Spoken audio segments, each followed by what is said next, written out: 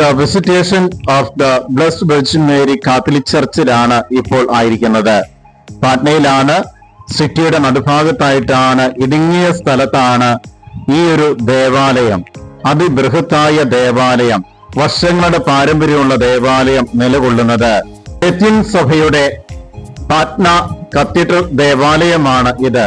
ദേവാലയത്തിന് തൊട്ടടുത്ത് നമ്മുടെ മാതാവിന്റെ ഒരു ചെറിയ ഗ്രോട്ടോയും കൂടി കാണുവാൻ സാധിക്കുന്നുണ്ട്. ഈ ഒരു ദേവാലയത്തിന്റെ ഉൾഭാഗത്ത് കടന്നു വന്നു കഴിയുമ്പോൾ മനോഹരമായ അൾത്താര ലത്തീൻ ക്രമത്തിലുള്ളതാണ് അവിടെ നമുക്ക് കാണുവാൻ സാധിക്കുന്നത്. വലിപ്പമേറിയ അന്നത്തെ കാലഘട്ടത്തിൽ, ബ്രിട്ടീഷുകാരുടെ കാലഘട്ടത്തിലുള്ള ദേവാലയം, അതിബൃഹത്തായ ദേവാലയം, വലിപ്പം കൊണ്ട് അതിമനോഹരമായ രീതിയിലാണ് തീർത്തിരിക്കുന്നത്. ഈ അടുത്ത കാലത്ത് റിനോവേഷൻ ഒക്കെ നടത്തി എന്നുള്ള കാര്യം കൂടി മനസ്സിലാക്കാൻ സാധിക്കുകയാണ്. പഴമ നിലനിർത്തിക്കൊണ്ടുള്ള മോഡിഫിക്കേഷൻ മാത്രമാണ് ഇവിടെ നടത്തിയിരിക്കുന്നത് എന്നുള്ള കാര്യമാണ് ഞാൻ മനസ്സിലാക്കുന്നത്. ഞങ്ങൾ സന്ദർശിക്കുവാൻ ചെന്ന അവസരത്തിൽ ഇവിടുത്തെ വികാരിയച്ഛനും കൂടി ഉണ്ടായിരുന്നു. വികാരിയച്ഛൻ ഈ നാട്ടുകാരനല്ല, പുറത്ത് മറ്റൊരു സ്റ്റേറ്റിൽ നിന്ന് എത്തിച്ചേർന്നതാണ്. ആ വൈദികന്റെ നേതൃത്വത്തിലാണ്, കപ്പുച്ചിൻ സഭയിൽപ്പെട്ട വൈദികനാണ്, അദ്ദേഹത്തിന്റെ നേതൃത്വത്തിലാണ് ഈ ഇടവക ദേവാലയം ഇപ്പോൾ മുന്നോട്ട് പോയിക്കൊണ്ടിരിക്കുന്നത്. അദ്ദേഹം ഏതാനും ചിന്തകളും ഏതാനും കാര്യങ്ങളൊക്കെ ഈ ദേവാലയവുമായി ബന്ധപ്പെട്ടുള്ളത് ഞങ്ങളോട് പങ്കുവയ്ക്കുകയാണ്. ദേവാലയത്തിൽ നിന്ന് പ്രാർത്ഥിച്ച ശേഷം ഞങ്ങൾ പുറത്തേക്ക് ഇറങ്ങിക്കഴിഞ്ഞപ്പോൾ പുറത്ത് മദർ തെരേസ സ്ഥാപിച്ചിരിക്കുന്ന ഒരു അന്തേവാസികളുടെ ഒരു മന്ദിരം കൂടി കാണുവാൻ ഇടവരികയാണ്.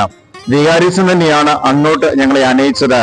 അവിടെ കുറച്ചു കാര്യങ്ങൾ കൂടി കാണുവാനുണ്ട് എന്ന് പറഞ്ഞുകൊണ്ടാണ് ആ ഒരു സ്ഥലത്തേക്ക് ഈ ഒരു സന്ദർശനം പോലും ഞങ്ങൾ നടത്തിക്കൊണ്ടിരിക്കുന്നത്.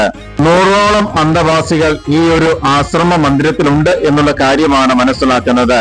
കൽക്കട്ടയിലെ വിശുദ്ധ മദർ തെരേസ നേരിട്ട് സ്ഥാപിച്ചതാണ് ഈ ഒരു ആശ്രമം എന്നുള്ള കാര്യമാണ് അവിടെയുള്ള ബഹുമാനപ്പെട്ട സിസ്റ്ററിൽ നിന്ന് മനസ്സിലാക്കാൻ സാധിച്ചിരിക്കുന്നത്. അതുമായി ബന്ധപ്പെട്ട രേഖകളെല്ലാം ശിവചിത്രങ്ങളിലെല്ലാം കൃത്യമായിട്ട് വെച്ചിരിക്കുകയാണ്. ഇതെല്ലാം ചരിത്ര രേഖകളാണല്ലോ, അതുകൊണ്ട് തന്നെ അത് കൃത്യമായിട്ട് ചുവർ ചിത്രങ്ങളിൽ രേഖപ്പെടുത്തി വയ്ക്കുകയും ചെയ്തിട്ടുണ്ട്. അന്നത്തെ കാലഘട്ടത്തിൽ മദർ തെരേസയുടെ സന്ദർശനവുമായി ബന്ധപ്പെട്ട കാര്യങ്ങളെ കുറിച്ചുള്ള ചിത്രീകരണങ്ങൾ പോലും മദർ തെരേസ ഇവിടെ സന്ദർശനായി എത്തിച്ചേർന്നു കഴിഞ്ഞപ്പോൾ ഉപയോഗിച്ചിരുന്ന വസ്തുക്കളുടെ പ്രദർശനം പോലെ ഒരു മുറി പോലും കൃത്യമായിട്ട് അവിടെ രേഖപ്പെടുത്തി വെച്ചിട്ടുണ്ട്. കിടന്ന കട്ടില്, അങ്ങനെയുള്ള കാര്യങ്ങളൊക്കെ കൃത്യമായിട്ട് രേഖപ്പെടുത്തി വെച്ചിരിക്കുകയാണ്. ഇവിടെ എത്തിച്ചേർന്നപ്പോൾ ഉണ്ടായ ധന്യമായ നിമിഷങ്ങളെ കുറിച്ചുള്ള ചിന്തകൾ, ധാരാളം ഫോട്ടോസ് ഇവിടെയുള്ള ചുവരുകളിലൊക്കെ നിറച്ചു വച്ചിരിക്കുകയാണ്.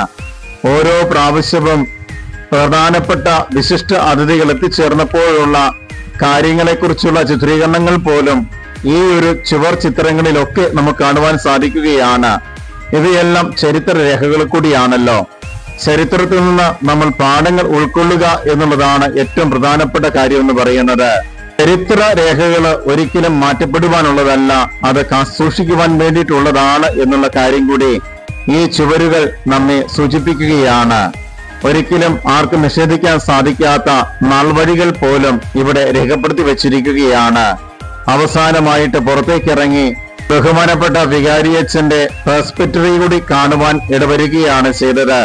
അവിടെ നിന്ന് കാപ്പി കുടിച്ചിട്ട് പോകാം എന്ന് പറഞ്ഞെങ്കിലും സമയക്കുറവുള്ളതിന്റെ പേരിൽ എത്രയും വേഗം അടുത്ത സ്ഥലത്തേക്ക് ഞങ്ങൾ യാത്രയാവുകയായിരുന്നു.